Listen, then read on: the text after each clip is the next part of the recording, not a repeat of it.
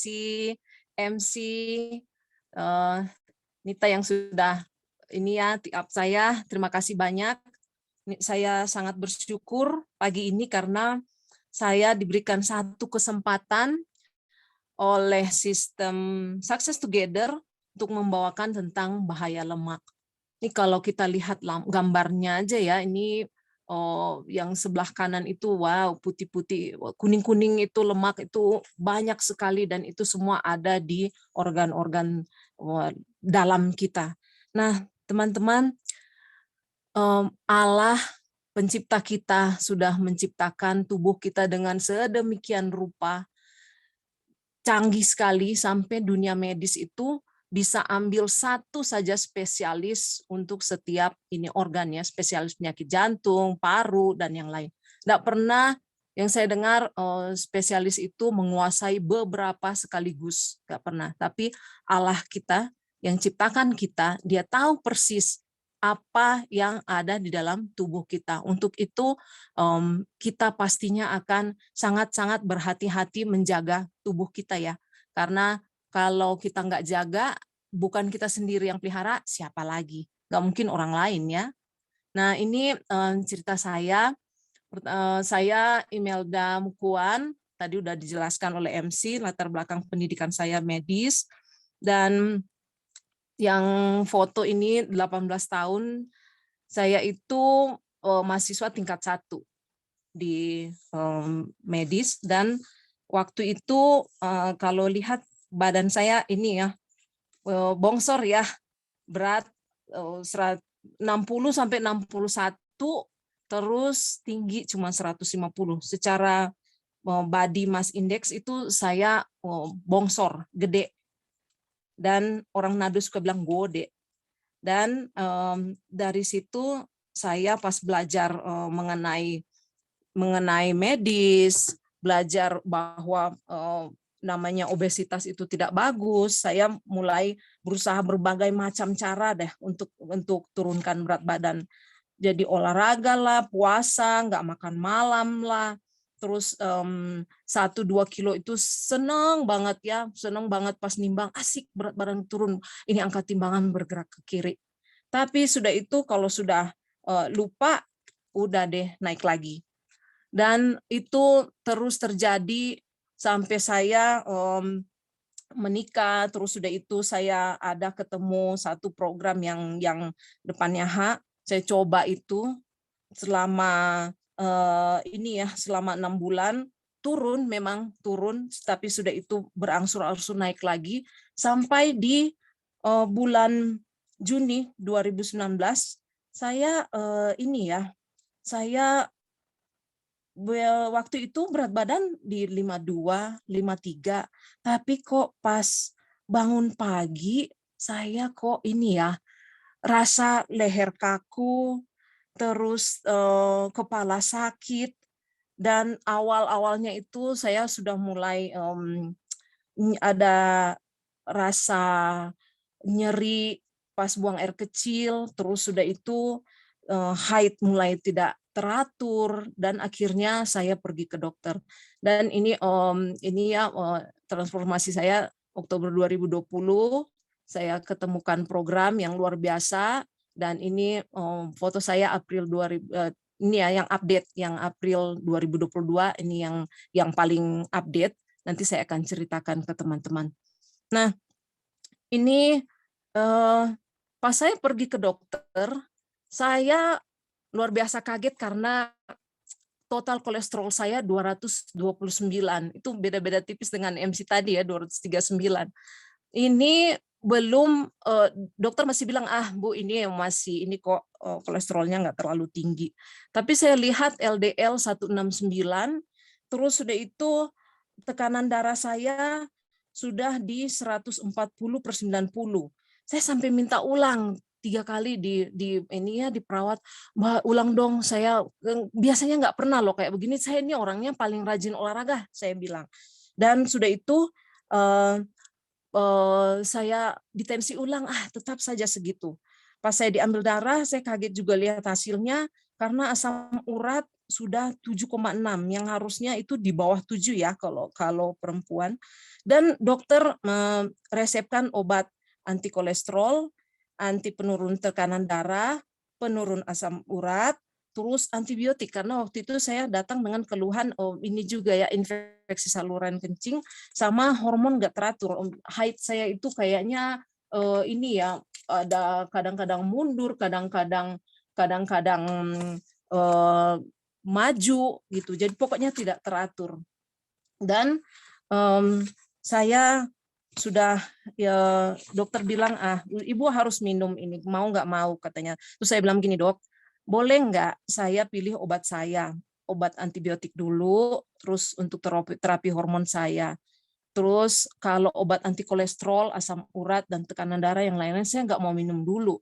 Karena saya mau coba jaga makan dan olahraga. Nanti deh saya balik lagi ke dokter. Kalau saya sudah sudah bikin ini semua, semoga turun, saya bilang. Dan saya kembali lagi di tanggal 2 November 2019, tapi yang saya kaget kolesterol cuma turun sedikit. Padahal saya udah usaha tuh olahraga 6 kali ya, 6 hari seminggu itu 1,5 jam saya sudah di gym dan saya selalu berusaha untuk diet apa yang saya coba, terus saya diet dan skip meal, nggak makan malam dan yang lain-lain. Pokoknya segala macam usaha yang saya tahu, yang katanya alami, yang katanya bagus untuk turunkan berat badan dan juga kolesterol, saya sudah coba. Tapi saya kaget sendiri. Tensi pas dicek tetap 130/80. Asam urat tidak bergeming, masih 7,6. Dokter bilang lagi, Bu, mau nggak mau, Ibu harus minum obat anti kolesterol, anti asam urat, sama anti hipertensi.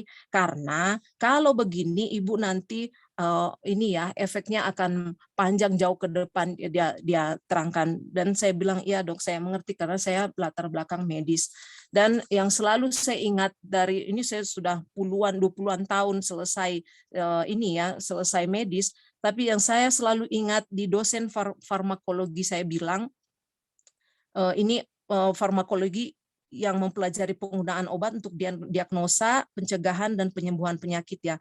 Dia bilang mencegah selalu lebih baik daripada mengobati, karena dengan obat akan ada selalu efek samping atau kontraindikasi. Dan ini terjawab di penelitian ya, di medik, diteliti bahwa obat-obat yang untuk tekanan darah tinggi dan yang lain-lain itu akan merusak ginjal kita. Dan juga ini efek samping dari obat-obatan yang dikasih untuk menurunkan lemak, tetap saja efek sampingnya ada, seperti diare lah, malah sakit-sakit di otot dan juga di persendian, dan juga ini ya pencernaan kita itu jadi kayak bingung gitu, nggak bisa benar, kadang-kadang kembung dan yang lain-lain. Dan ini saya tahu betul efek sampingnya itu. Dan saya benar-benar waktu itu sedang mencari solusi. Dan saya dikenalkan oleh teman satu produk yang luar biasa. Sampai hari ini saya sangat-sangat bersyukur. Saya ikutin program ini selama 90 hari aja. Karena namanya TR90, yaitu Transform Your Life in 90 Days. Cuman 90 hari saya ikutin dengan benar, semua suplemen yang saya dapat itu saya gunakan dengan baik, dengan disiplin, dan juga karena saya berpikir saya nggak mau seumur hidup minum obat, saya nggak mau kesehatan saya yang Allah tadi sudah kasih dengan sangat sempurnanya terus saya rusak dengan lifestyle saya, dengan yang lain-lain, apalagi dengan penggunaan obat-obatan kimia ya, saya nggak mau. Jadi setelah itu saya ikut program itu dari bulan Juli 2020 sampai sampai selesai itu sekitar bulan Juni. maaf bulan Oktober, dan ini hasil kolesterol saya, LDL, asam urat turun ke normal, tekanan darah mulai menuju ke normal, karena saya pastikan lagi setelah selesai ini program, saya cek lagi.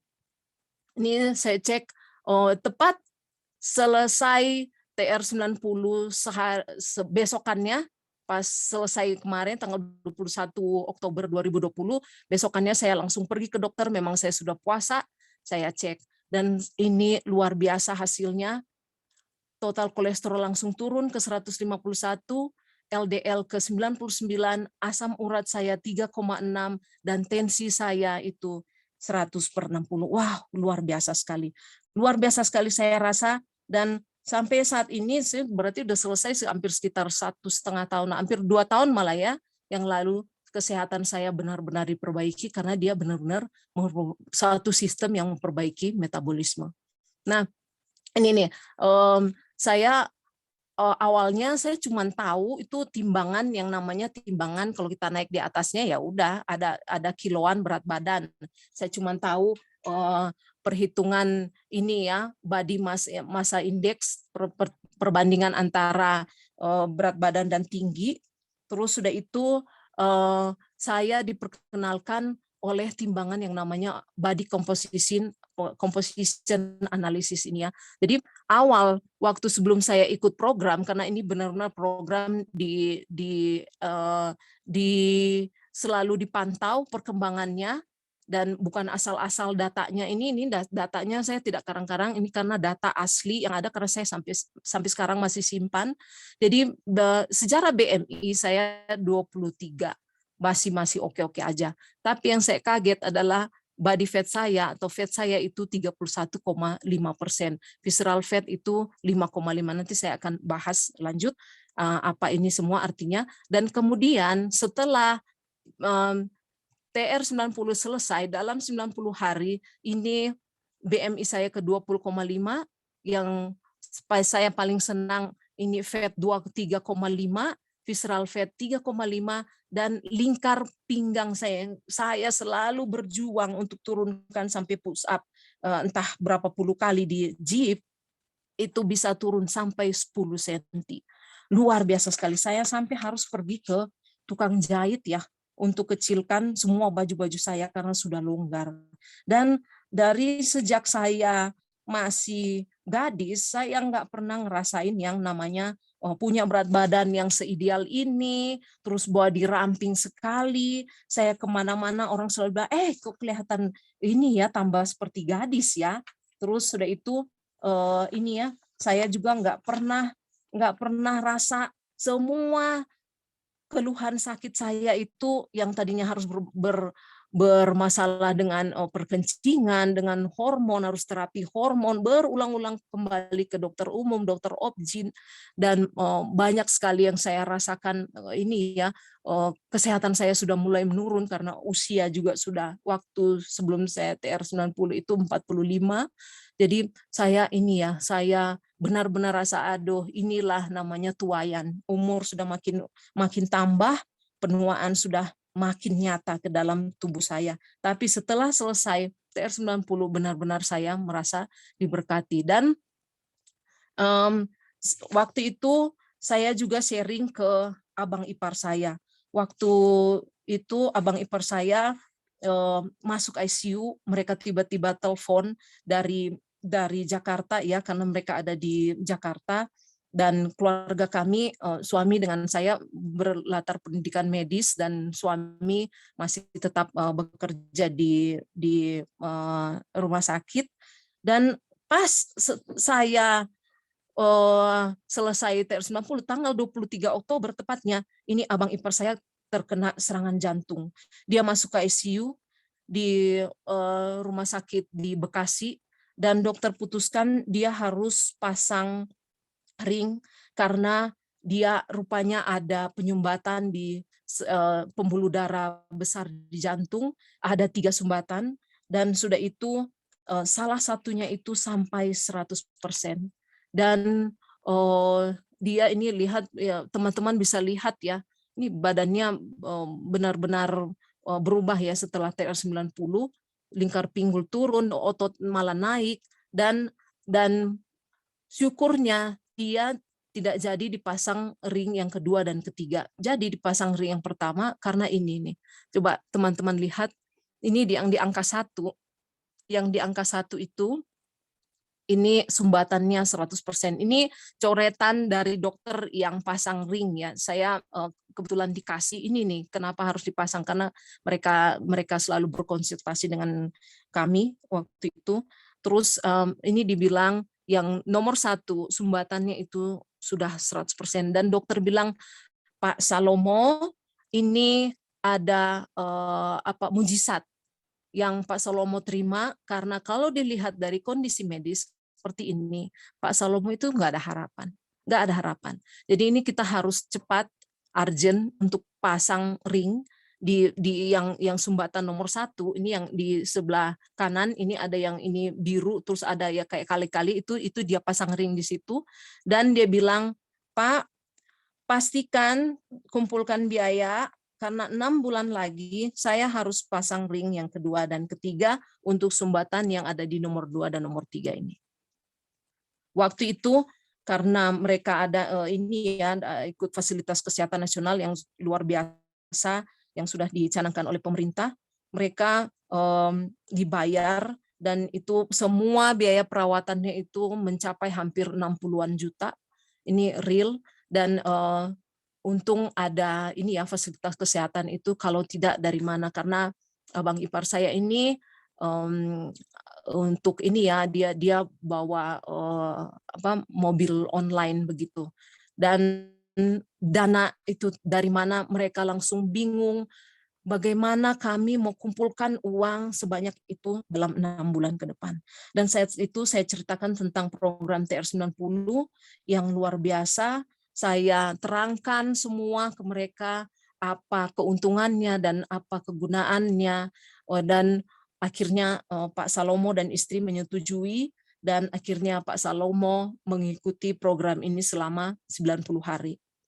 Dan setelah selesai, ini dokter saja pergi, dia kontrol ke dokter ya, dia kaget, dokter itu kaget luar biasa. Wah, Bapak kok ini ya udah sehat banget. Udah sehat banget. Terus Bapak kok bisa turun berat badan secepat ini? Hati-hati loh Pak, nanti Bapak rusak ginjalnya atau yang lain-lain. Oh, ini enggak Dok, ada efek samping nanti. Oh, ini enggak Dok. Ya, abang ipar saya bilang begitu ya. Dan dia bikin pemeriksaan lanjut, dan dari semua yang dia dapati bahwa sumbatan-sumbatan yang lain itu sudah ini ya, sudah nggak ada, dan sampai hari ini Pak Salomo sehat. Pak Salomo syukur sama Allah kalau Pak Salomo ini masih tetap sehat, dia bisa melakukan semua kegiatannya dengan baik. Yang tadinya kami harus bawa ke ICU, kami sudah ketakutan, dan dia itu mau jalan 1 atau 2 meter saja, dia sudah ngos-ngosan, dan semua kesehatannya itu menurun. Tapi sampai hari ini dia sudah sehat sekali. Nah, pasti teman-teman heran ya, kenapa kok dokter bilang harus kembali, dia yakin dan pasti harus kembali ke dia untuk pasang ring di 6 bulan setelah pasang ring yang pertama. Ini yang dia tahu persis apa yang dia lakukan ya. Ini gambaran untuk pasang stent, atau ini pertama di balon. Nah, ini stent atau ring itu yang dipasang di pembuluh darah. Ini dibesarkan dulu pembuluh darah karena itu sudah tertutup dengan lemak. Jadi dibesarkan dulu dan dimasukkanlah ini stent atau ring, dan tinggal di dalam itu hanya untuk menjaga supaya si pembuluh darah ini tidak kolaps, istilahnya tidak tertutup, dan aliran darah itu tidak akan bisa ini berjalan dengan baik. Nah, dokter tahu persis, dokter spesialis penyakit jantung, ahli jantung itu tahu persis bahwa yang dia lakukan adalah hanya menetralisir untuk sementara. Coba teman-teman lihat lemak-lemak yang ada di pembuluh darah, hilang atau enggak? Tetap ada ya di situ ya, cuma dipinggirin, dan waktu ini dipasang, pasti ada lemak-lemak, karena kan kebayang nggak tadinya yang ketutup banget, terus udah itu didorong satu alat untuk masukkan, pasti ada partikel-partikel lemak yang tergeser ya, yang terbongkar, dan itu dia akan pergi ke aliran darah dan dia akan menyumbat ke daerah pembuluh darah yang terkecil. Nah, pembuluh darah kita ini karena ini nggak tahu udah dibesarkan berapa kali, sebenarnya itu aslinya adalah kecil-kecil. Kadang-kadang ada yang cuman sehelai rambut, jadi harus pakai kamera kecil yang canggih untuk lihat ya di mana area penyumbatannya, dan untuk memasang ini dengan tepat itu teknologi sekarang yang sudah ini ya sudah bisa pakai untuk medis untuk melakukan untuk mempermudah semua prosedur ini. Dan setelah ini dipasang pun bisa jadi kalau sumber utamanya itu tidak dihilangkan, yaitu lemak, akan lanjut pasang lagi. Kayak Pak Salomo dibilang pasang ring kedua, ring ketiga, dan seterusnya. Makanya teman-teman jangan heran kalau ada orang, udah pasang, udah ring berapa? Udah ring 12 katanya. Ada orang yang ulang-ulang pasang ring jantung yang seperti ini sampai di beberapa titik sampai ke 12 titik. Karena apa? Lemaknya tidak dibereskan. Hanya ini cuman ya sekedar supaya ya pembuluh darah lebar, darah bisa lancar, dan kematian tidak terjadi. Nah, inilah luar biasanya produk ini ya TR90 yang nanti saya akan jelaskan. Dan juga saya sharing ke tetangga saya, Ibu ini seorang ibu yang sudah berumur 56 tahun, dan kalau umur segini untuk turun berat badan itu pasti susah ya karena sudah mengalami banyak masalah di metabolisme. Nah, dia sudah selesai program awal April kemarin, dan ini datanya saya minta dari dia, dan ini dia turun berat badan 7,5 kilo. Kalau teman-teman kadang ya cuma 7,5 kilo, tapi ini sungguh-sungguh luar biasa. Karena apa? Yang dia turun itu adalah lemak, visceral fat atau lemak-lemak yang berada di organ-organ penting kita tadi, itu turun sampai 4 lapis. Dan ini pinggang, dia punya pinggang turun sampai 14 cm loh. 14 cm, dan yang paling luar biasanya saya rasa adalah massa otot tubuhnya itu naik 3,6%, yang biasanya kalau orang di atas umur 50-an, ini justru otot akan turun 1-2% per tahun. Tapi ini hanya di dalam 3 bulan saja naik 3,6%. Ini luar biasa. Dan ini ya bonusnya, badan dia rasa lebih enteng, baju-baju longgar, dia bilang sampai dikecilkan katanya di tukang jahit, terus dia lebih kuat jalan jauh dan bisa workout intensitas sedang ya. Dan ini sungguh-sungguh luar biasa untuk seorang yang berumur 56 tahun. Nah, ini kita tadi ini ya sudah mulai tahu 1 atau 2 apa sih akibat dari kelebihan lemak itu. Di awal saya sudah bahas mengenai penyakit jantung, terus pengalaman saya sendiri ada kolesterol tinggi, mulai radang sendi dan yang lain-lain, dan kemudian ini ya banyak lagi penyakit-penyakit yang lain. Kita akan bahas satu-satu. Nah, kadang orang cuman ini ya, cuman berfokus di turun angka timbangan. Kalau ke arah kiri udah senang ya minta ampun. Tapi kalau ada arah kanan sudah mulai stres, sudah mulai melakukan segala macam aktivitas, olahraga lah dan apapun, katanya jaga makan yang alami deh, yang penting sehat. Tapi akhirnya ini ya kalau lemak itu benar-benar tidak diatasi, itu pasti akan kembali lagi dan akibatnya berat badan kita akan yoyo. Nah, ini timbangan yang hanya bisa memberitahukan kepada kita berat saja, komposisi yang lain tidak, dan lemak yang ada yang di berat badan kita itu yang bisa menyebabkan berbagai macam penyakit itu akan tetap ada. Jadi kadang-kadang orang mungkin badannya itu kayak saya ya, BMI normal, cuma 23, kelihatannya badannya ya kecil-kecil saja, tetapi ternyata saya obesitas secara lemak, dan ini lemak inilah yang menyebabkan berbagai macam penyakit, ada diabetes, hipertensi, kemudian radang-radang sendi, ada ini nanti ya fatty liver, stroke, penyakit jantung, dan yang lain-lain. Dan itu semua adalah cikal bakalnya dari lemak. Dan saya akan bahas lanjut beberapa saja dari penyakit-penyakit ini, dan kita lihat apa sih bahayanya sampai bagaimana sih dampaknya ke kesehatan kita.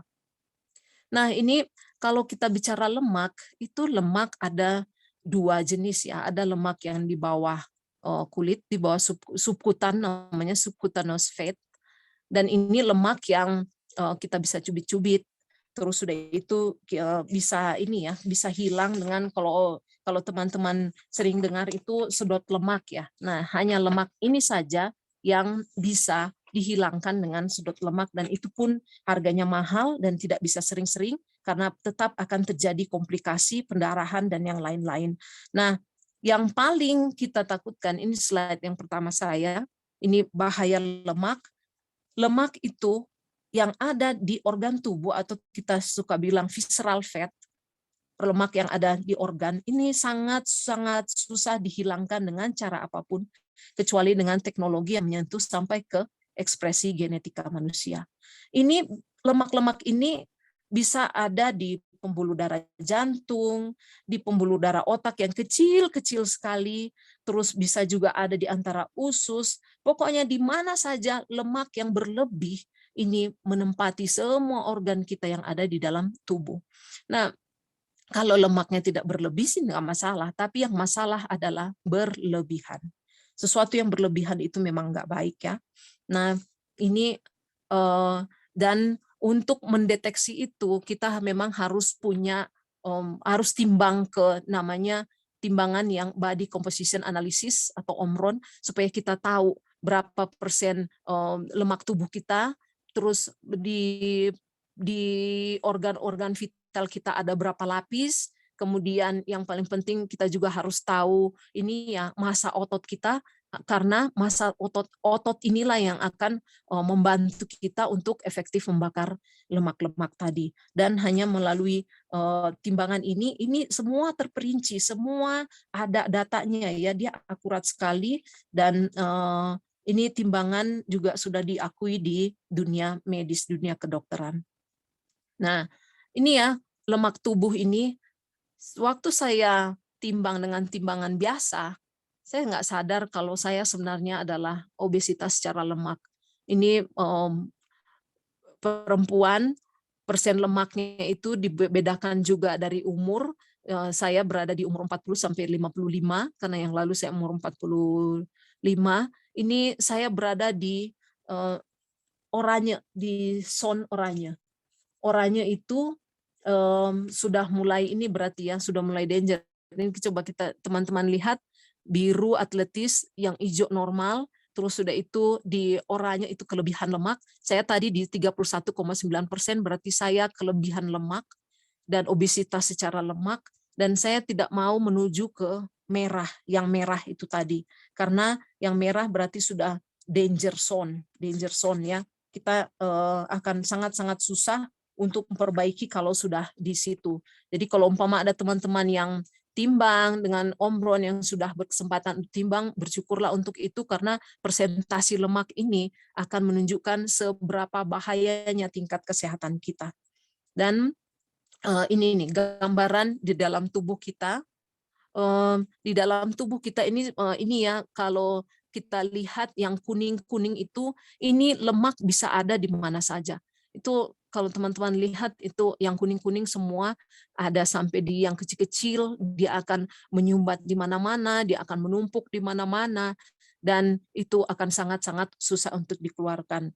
Ini lemak-lemak yang sudah ada di dalam pembuluh darah, yang ada di dalam organ, itu kita ini ya, mau bikin usaha apapun itu tuh akan sangat-sangat kecil kemungkinan untuk mengurangi ini. Coba kita lihat ini lemak itu dia partikelnya besar-besar, jadi dia akan mengambil tempat, banyak tempat di dalam organ tubuh kita. Dan kalau otot yang banyak, pastinya badan kita akan jauh lebih padat ya. Seperti ini gambarannya, lemak dan otot itu sama-sama kiloannya, tetapi beda ini ya kapasitinya. Ini saya pelajari mengenai obesitas. Ini fakta seputar obesitas di Indonesia. Jadi, orang di Indonesia menderita obesitas atau kegemukan 15,4%. Jadi, dari 100 orang, sekitar 15 atau 16 orang itu pasti kegemukan. Ini karena berdasarkan data ya. Dan 32,9% lebih banyak diderita oleh wanita. 33 orang akan pasti kegemukan dari 100 orang wanita, dan kemudian pria, dari 100 orang pria itu ada 19 atau sampai 20 orang itu menderita obesitas. Dan yang paling saya kaget bacanya, Sulawesi Utara merupakan provinsi dengan angka obesitas tertinggi 24%. Artinya orang-orang Manado itu dari 100 orang, 24 orang yang mengalami kegemukan ya. Dan anehnya di Manado, waktu saya pulang ke Manado, lalu ada istilah gogoba, gode bahagia katanya. Padahal sebenarnya itu ini ya tidak bagus ya. Mana ada orang gemuk bahagia gitu ya, yang ada penuh penyakit. Nah, ini saya mulai bahas mengenai ini ya, penyakit stroke dan penyakit jantung. Ini lemak itu kalau dia cuma di paha, di betis, nggak akan bahaya. Tapi kalau dia ada di pembuluh darah yang hanya sebesar 1 helai rambut, dan dia sudah mulai menumpuk, kita tidak bisa keluarkan dengan cara apapun, itulah yang membuat ini ya, aliran darah ke jantung itu sudah mulai terganggu, karena partikel-partikel lemak ini besar, dan dia mampir ke pembuluh darah ini, tambah lama, tambah banyak, tambah menumpuk. Dan kalau dia ada tekanan pompa dari pompa jantung ini semakin agak kencang, karena ini kan kebayang deh kalau umpama selang yang sudah banyak lumut, itu aliran air kita harus ini ya, harus lebih tambah besar supaya dia keluar dengan kencang. Nah, itulah ibaratnya ya, kalau jantung kita memompa, kalau ada hambatan, dia harusnya sekian nih yang saya harus pompa, tapi ada hambatan, ini jantung akan lebih cepat, lebih keras, lebih cepat memompa, yang akibatnya adalah tekanannya itu naik. Nah, lemak-lemak yang ada di pembuluh darah yang lebih besar di jantung, ini bisa saja karena pompaan aliran yang agak deras dan agak kencang itu, dia partikel lemak yang ini akan lepas dan menuju ke pembuluh darah yang kecil, dan yang paling kecil adalah di otak. Coba teman-teman lihat, ini ada pembuluh darah otak yang sudah juga tertutup dengan lemak sebagian, dan aliran itu akan susah, dan kadang-kadang ini akan terjadi penyumbatan, dan sebagian ada rusak di bagian otak kita. Nah, ini yang namanya adalah iskemik kalau di istilah medis. Jadi ada partikel lemak yang menyumbat di pembuluh darah dan akhirnya tersumbat jadi salah satu daerah otak ini yang sudah tidak mendapat suplai darah, oksigen, itu akan mati secara perlahan-lahan. Dan menurut survei, ini 83% pasien stroke mengalami jenis ini. Ini yang kalau teman-teman lihat nanti orangnya itu ini ya, akan pelo mungkin, berjalan agak-agak ini pincang, terus udah itu muka itu beda kiri dan kanan, itu dia berarti menderita stroke ringan. Terus ada juga yang langsung nggak bisa bergerak sama sekali, berarti dia menderita stroke iskemik yang berat. Dan yang paling berbahaya adalah hemoragik. Hemoragik ini artinya pembuluh darah itu akan pecah karena tekanan yang terlalu kuat tadi. Terlalu kuat, dan akhirnya pembuluh darah ini menipis dan akhirnya pecah, dan darah yang ada di daerah otak itu akan merembes dan sekitarnya itu akan jadi rusak. Dan kalau pendarahannya sudah terlalu banyak, terlalu besar menutupi area otak, ini akan menyebabkan kematian yang tiba-tiba. Dan 70% kasus stroke ini justru terjadi karena orang-orang yang menderita hipertensi tadi. Ini juga yang salah satu yang saya ingat, waktu tensi saya sudah mulai naik, saya sudah mulai kebayang, oh, ini semua pelajaran yang saya pelajari, yang saya tidak akan pernah lupa, ini semua proses yang akan terjadi di otak kita, di jantung kita, inilah yang akan terjadi waktu saya sudah mulai naik tensi. Jadi jangan pernah tunggu tensi kita udah 180-an dulu, baru kita mau usaha untuk cari penyelesaian lah, minum obat lah, terus yang lain-lain itu sudah terlalu banyak lah lemak-lemak yang menumpuk di dalam pembuluh darah. Kadang-kadang kita tidak tahu kapan itu akan pecah dan akhirnya ini akan terimpact ke otak kita dan akhirnya akan mengakibatkan kematian. Nah, di medis kami itu selalu sadar akan waktu. Ada istilahnya golden period, karena ada 3 menit saja terlambat kita penanganan orang yang kena serangan jantung, mungkin ada partikel lemak yang menyumbat di jantung atau enggak dia sudah terlalu banyak lemak yang menumpuk di pembuluh darah dan akhirnya itu pembuluh darah sudah blok atau sudah tutup aliran darah, tidak bisa lagi ini jantung mengalirkan darah, itu hanya punya 3 menit. Kita bilang golden period, 3 menit. Kalau kita para medis ini lengah sedikit, lambat sedikit penanganannya, pasti taruhannya adalah nyawa penderita atau pasien. Dan di dalam 3 menit, kalau kita tidak ada bikin tindakan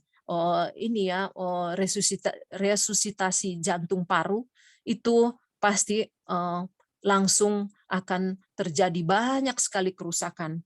Dan kita itu selalu dilatih ada license khusus untuk bisa melakukan resusitasi jantung paru ini. Jadi nggak asal-asal, nggak semua paramedik bisa melakukan itu.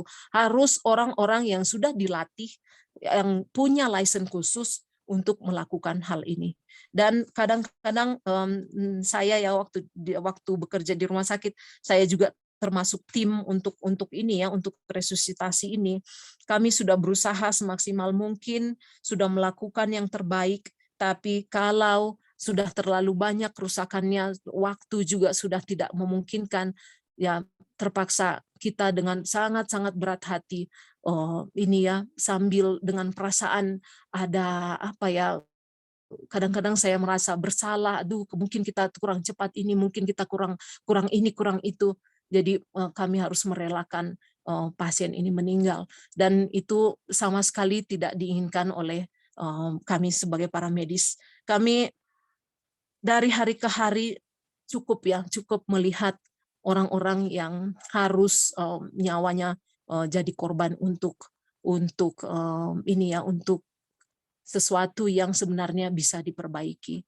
Dan waktu itu terjadi, semua sudah terlalu terlambat.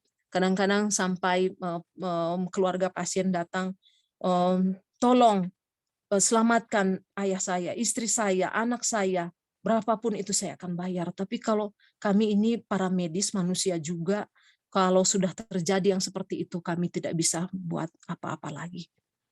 Nah, ini statistik stroke dari tahun 2002 ada sekitar 650.000 orang penderita stroke dan meninggal karena stroke. Karena yang tadi saya sudah jelaskan tadi ya, kenapa stroke itu berbahaya. Dan kemudian diprediksikan 2010 dan 2022 sekarang itu akan ada sekitar 1.100.000 orang yang akan terkena stroke dan meninggal. Ini memang penelitiannya di Amerika ya, tapi ini relevan juga dipergunakan di negara mana saja. Dan saya rasa di Indonesia juga masih dapat dipergunakan karena ini benar-benar mereka sudah teliti dan mereka prediksikan. Jadi kalau peneliti itu sudah teliti dan mereka prediksikan, biasanya itu trennya itu akan terjadi dan tidak meleset jauh dari perkiraan. Dan kita lihat semakin angkanya itu naik, bukan semakin turun, dan itu artinya itu adalah sesuatu yang harus kita cermati, sesuatu yang harus kita hindari agar jangan sampai terjadi di kita dan juga di keluarga kita. Nah, ini fatty liver ya, atau hati berlemak. Jadi kalau kita konsumsi makanan yang tinggi lemak seperti gorengan, kue, cake, es krim, soto Makassar, wow, siapa yang bisa tolak itu ya, nasi goreng, bakso. Semua ini makanan yang tinggi lemak itu akan diproses di hati, dipecahkan di hati atau di liver. Tapi kalau sudah terlalu banyak kita makan dan sudah terlalu tinggi lemaknya, hati juga akan kewalahan untuk mengemulsi atau memecahkan lemak ini. Dan itu akibatnya akan tertumpuk di sel-sel hati. Dan kalau kita tidak pernah berubah ya, kita itu akan rasa enak, selalu makanan yang berlemak tinggi, enak sekali rasanya, dan itu selalu yang akan kita cari. Lama-lama ini endapan lemak mengakibatkan ukuran hati itu semakin besar, bukan ukuran hati perasaan ya, ini ukuran livernya kita semakin besar karena sel-sel lemak ini akan tinggal mengendap di liver. Kemudian akan terbentuk kerusakan di jaringan hati karena hati lagi berusaha untuk memperbaiki kerusakannya. Terbentuk namanya fibrinogen atau kayak benang-benang halus dan akhirnya hati ini akan dia tutup sebagian, kemudian dia berusaha memperbaiki diri. Tetapi kalau terus berlanjut lemak ini terus tambah dan tambah, ditambah lagi yang sudah ada, ini hati akan terjadi seperti parut ya. Ini gambarnya seperti pecah begini. Ada jaringan yang sudah luka, dia akan tambah lama tambah rusak dan akhirnya akan menjadi sirosis atau kerusakan hati yang permanen. Dan sangat-sangat susah untuk memperbaiki kalau orang yang sudah kena sirosis ini dan kembali lagi berujung ke kematian. Ini gejala-gejalanya mungkin teman-teman bisa cermati ya, kalau sudah mulai terjadi fatty liver, kadang-kadang kita merasa kelelahan, mudah berdarah, kadang apa-apa kesentuh sedikit berdarah, terus sudah itu kita ke ini sedikit kebentur, terus langsung memar, dan kulit sering gatal-gatal. Kadang-kadang di perut juga ada terkumpul cairan, sering mual, bahkan muntah. Dan kalau sudah terlalu sudah terlalu banyak lemak, ini salah satu tanda juga di laki-laki akan terlihat ada pembesaran payudara pada laki-laki. Kemudian penurunan kesadaran dan akhirnya meninggal. Ini tahapan-tahapan yang terjadi dan balik lagi karena apa? Lemak yang menumpuk. Nah, ini tentang diabetes tipe 2. Ini penyakit, bisa dibilang penyakit kronis karena gula darah yang tinggi di dalam darah, yang kadang-kadang kalau teman-teman dengar ya, waduh gula darah saya sampai kemarin sampai 300, 400, ini hati-hati, sangat-sangat berbahaya. Dan biasanya ini akan terjadi di orang-orang yang sudah berumur 40-an tahun ke atas. Tetapi sekarang anak-anak dan juga remaja sudah mulai banyak yang terdiagnosa menderita penyakit diabetes tipe 2 ini. Hati-hati ya, mama papa yang ikut Zoom ini, hati-hati kalau kita memanjakan anak dengan makan terlalu banyak, berlemak tinggi, kadar gula tinggi seperti coklat, permen, ya cake, mungkin ya kita mau memanjakan mereka, tapi memanjakannya itu salah. Karena apa? Ini akan justru merusak pankreas dan akhirnya anak-anak kita pada usia 20 atau 30 tahun sudah mulai menderita yang namanya diabetes tipe 2. Dan gejala-gejalanya kalau orang ini sudah sudah kena diabetes tipe 2 mungkin belum terdeteksi di gula darah, mungkin belum naik atau apa, tapi ini hati-hati karena apa? Banyak sekali orang-orang yang akan merasa selalu lapar, dia akan makan, cari makan terus, itu hati-hati sudah mulai menuju ke arah ini, dan juga banyak minum, selalu merasa kehausan, dan akhirnya gejalanya itu apa? Ini ya, terjadi banyak kencing. Nah, setelah penyakit-penyakit itu sangat-sangat berbahaya, saya sudah bahas satu-satu, dan juga ini biaya pengobatannya itu tidak murah ya. Coba teman-teman lihat, kalau namanya pengecekan jantung, akan datang ke dokter ahli jantung, spesialis jantung, itu biayanya saja sudah mahal, jauh melebihi dari rata-rata. Kalau kita ke dokter umum itu beda ya harganya, tarifnya beda, dan dokter itu pasti akan menyarankan untuk cek lab, cek enzim jantung, cek irama jantung, mungkin CT scan, itu per sekali datang bisa 3,7 juta sampai 4 juta, dan kemudian kalau udah ada kerusakan kayak Pak Salomo tadi akan di ring jantung, biayanya itu berkisar 50 sampai 100 juta, dan kalaupun di cover dengan fasilitas kesehatan, pastinya kita akan akan lebih berhati-hati karena ini nyawa sedang taruhan. Belum lagi kalau rawat inap, kemudian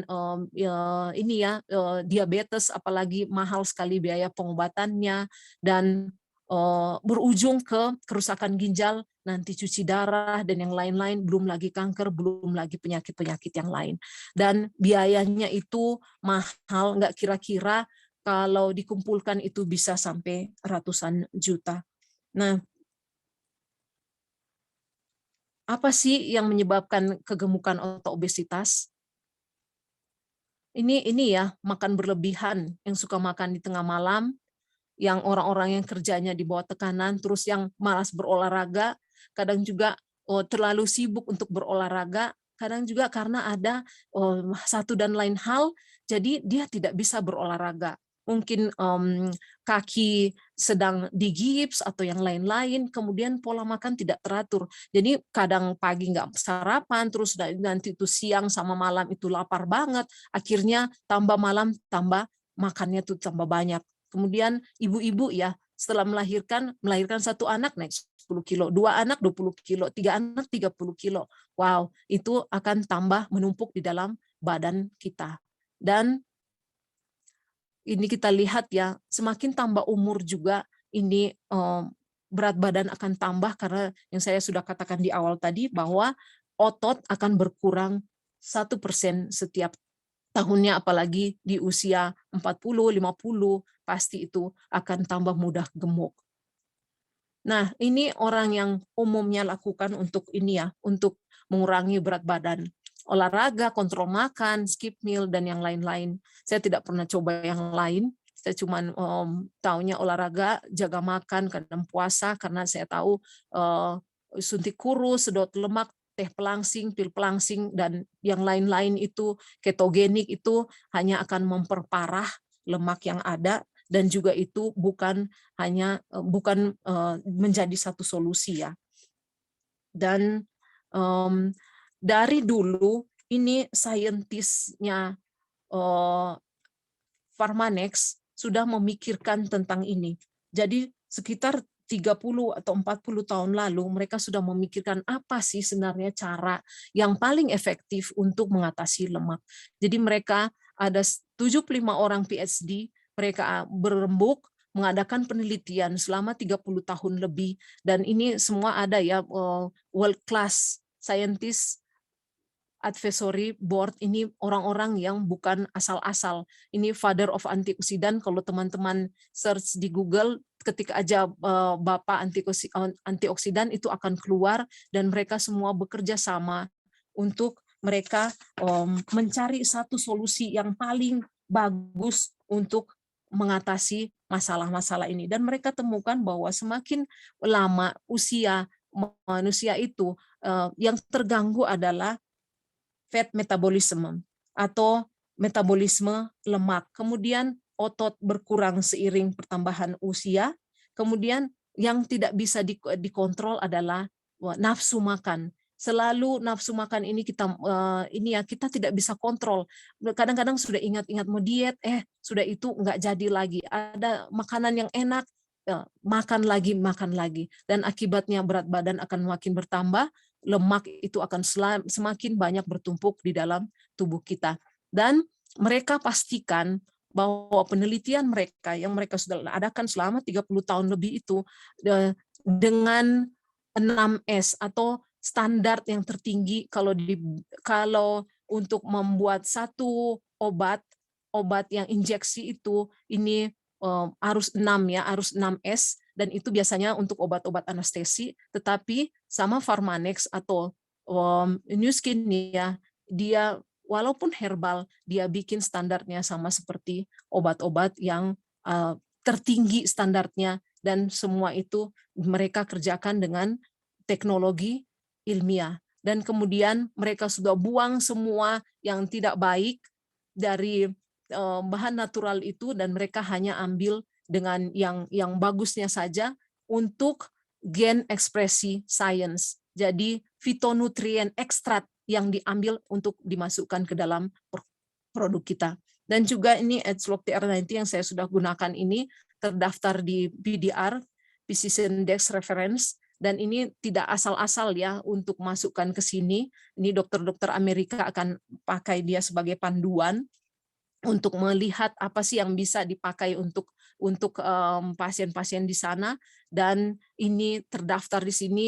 Ini bukan satu hal yang kebetulan, bukan tanpa penelitian untuk bisa masukkan ke Physician Desk Reference. Dan Edgelok TR90 juga sudah ini ya di Singapura itu 4 tahun berturut-turut ini weight management program yang terbaik, dan Singapura itu negara yang nggak asal-asal untuk masukkan suplemen atau apapun itu ke negara mereka, karena mereka sangat-sangat memperhatikan kesejahteraan dan kesehatan penduduknya. Jadi kalau ada satu weight management yang sampai 4 tahun berturut-turut menjadi nomor 1 best solution, berarti itu memang benar-benar satu produk yang luar biasa bagus. Nah, inilah yang kita akan rubah di dalam 90 hari, hanya 90 hari, bukan 30, bukan 60, 90 hari dipadukan dengan pola makan yang benar, suplemen yang benar, pola aktivitas atau olahraga yang benar. Ini semua ini ya yang ada di Edgelok TR90 System, ada Jumpstart, Control, Complex, Trimshake, dan juga Lifepack. Dan ini Jumpstart, jadi untuk memperbaiki metabolisme dan membentuk otot, mengendalikan nafsu makan, dan juga ini balik lagi alami ya. Dia semua bahannya itu alami dan sudah diteliti, dan ini semua memang efektif untuk menurunkan lemak. Dan ini untuk mengontrol nafsu makan, karena kadang-kadang kalau kita lagi diet kita tidak sanggup untuk kontrol nafsu makan. Dan ada juga kompleks untuk mengembalikan kemampuan metabolisme, dan juga ini balik lagi ke herbal alami. Dan kita juga punya Trimshake. Ini Trimshake ini 9 asam amino lengkap ya, ada 2 rasa, vanila dan coklat, dan ini benar-benar protein yang berkualitas tinggi. Kemudian ada Lifepack. Ini jadi full nutrisi yang akan menyerap oksidasi stres selama pembakaran lemak dan karbohidrat. Jadi ini isinya Lifepack ini sangat-sangat bagus, dan ini ya sudah dibuktikan juga dengan S3 atau ada alat yang mengukur ininya kita, level antioksidan kita terbukti naik. Dan kemudian ini keunggulan dari TR90. Ini kalau diet yang biasa yang kita bilang jaga makan, olahraga ataupun apapun itu itu ya. Ini nih. Masa ototnya itu ikut juga berkurang, lemaknya masih banyak di situ, tetapi kalau dengan TR90 itu cara kerjanya beda. Seperti ini ya, nanti dia otot yang naik, metabolisme diperbaiki, dan akhirnya lemak berkurang. Jadi beda jauh sekali ya. Jadi yang diperbaiki adalah mesin tubuh kita, mesin metabolisme kita. Dan akhirnya berat badan akan turun, dan tapi yang turun yang dipastikan adalah lemak yang paling berbahaya tadi. Nah ini ya ciri utamanya TR90 dan yang high, yang itu yang saya sudah pernah coba. Kenapa saya naik lagi berat badan, kenapa setelah saya selesai TR90 itu ini ya akan lebih bagus hasilnya. Sampai hampir 2 tahunan saya masih bertahan berat badan segini. Dan ini teman-teman, kita juga akan mendengarkan sharer yang langsung bisa join kita di Zoom pagi ini. Silakan sharer kita. Ya, terima kasih Kak Imelda. Assalamualaikum warahmatullahi wabarakatuh. Selamat pagi Bapak Ibu, rekan-rekan semua. Perkenalkan, nama saya Hudi Suryodipuro, usia saya 45 tahun, dan saat ini saya bekerja di industri hulu migas. Kebetulan saya pakai TR90 itu di kurang lebih mendekati akhir tahun lalu. Waktu itu terinspirasi teman sekantor saya yang saya lihat secara fisik perubahan badannya itu sangat signifikan. Ini kebetulan saya memang golongan orang besar ya dari SMA, bahkan berat badan saya itu sempat mencapai 127 kilo. Dan waktu itu saya dengan olahraga, saya bisa menurunkan berat badan secara bertahap sampai akhirnya saya itu sampai di kisaran 95 kg. Tapi saya stuck di situ, nggak bisa turun di bawah 95 kg. Dan yang menjadi concern juga, hasil MCU saya juga kurang baik karena kolesterol saya masih tinggi, itu masih sampai di atas, jauh di atas 240 lah waktu itu, hampir 260 kalau nggak salah, dan fatty liver saya ada, dan ini asam urat saya juga tinggi. Nah, akhirnya dengan harapan bisa ikutan Club 80s, jadi orang-orang yang berat badannya di kisaran 80 kiloan, saya coba ikutan TR90, itu niat awalnya. Waktu itu sempat agak khawatir akan lemas, karena saya udah beberapa kali ikut program yang berbeda-beda lah, termasuk juga ketemu dengan ahli gizi, dan seringkali itu karena intensitas olahraga saya tinggi ya, saya sangat rajin berolahraga setiap hari, antara sepeda, lari, saya juga udah ikutan triathlon. Jadi asupan nutrisi saya itu harus benar-benar, dan ini menjadi salah satu concern saya. Yang saya kaget waktu saya mulai ikutan TR90 itu, dan saya tetap berolahraga dengan intensitas yang sama, saya malah nggak ada merasa bedanya, dan bahkan ada kecenderungan kok rasanya lebih enak malah berolahraga. Dan waktu itu yang saya perhatikan, kok rasanya core saya itu menjadi lebih kuat ya. Itu yang saya rasakan pada saat itu. Dan yang waktu itu lebih kaget, saya kebetulan di akhir tahun lalu harus pas habis TR90-nya selesai, saya harus melaksanakan MCU. Kurang lebih, atau udah mau selesai, saya harus melaksanakan MCU. Alhamdulillah kolesterol saya jauh turun, memang sih masih tinggi, tapi jauh sekali turun ya. Dan fatty liver saya itu tidak ada, sampai dokter yang meng-USG itu meng-USG saya 2 kali. Itu yang buat saya luar biasa lah terkait dengan program ini. Dan ini menjadi penting karena buat saya dengan TR90 itu saya merasakan kondisi badan yang jauh lebih sehat dari sebelum-sebelumnya. Dan ini saya tergelitik karena kalau umpamanya dari turun berat badan, tadi Kak Imelda juga bicara, mungkin nggak terlalu banyak ya, saya turun berat badan itu sekitar 8,9 kilo kalau nggak salah pada saat program. Sementara saya turun itu 30 kilo, tapi yang ada di dalam badan saya itu yang saya rasakan justru jauh lebih bagus dari sebelum-belumnya.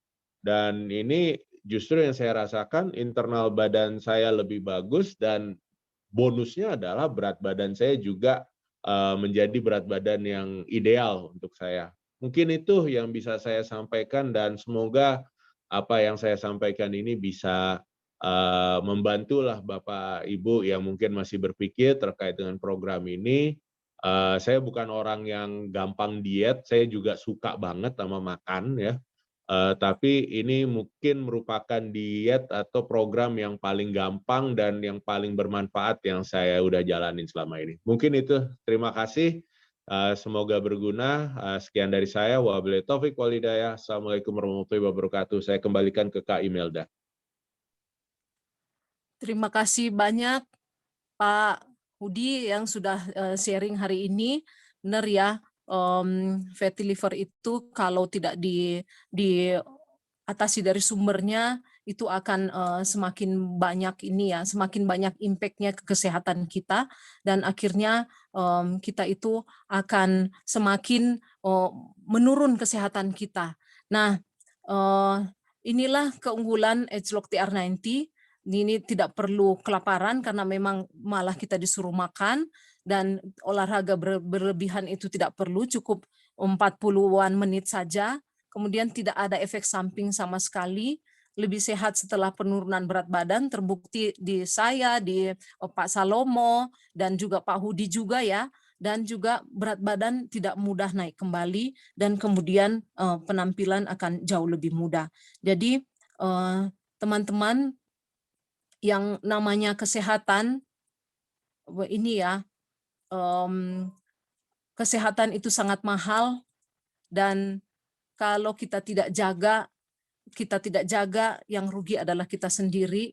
Investasi kesehatan ini tidak akan membuat kita bangkrut, tetapi justru banyak orang bangkrut karena lalai menjaga kesehatan. Karena kalau kesehatan kita sudah terganggu, sudah harus dengan obat-obatan segala macam, justru banyak sekali biaya yang akan kita keluarkan untuk itu. Dan akhirnya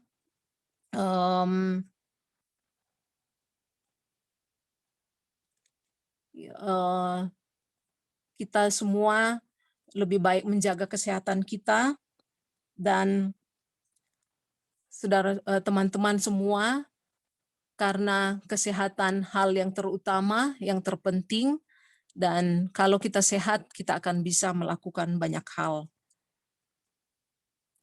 Untuk itu, satukan hati, bersama kita sukses. Saya kembalikan kepada MC saya. Terima kasih.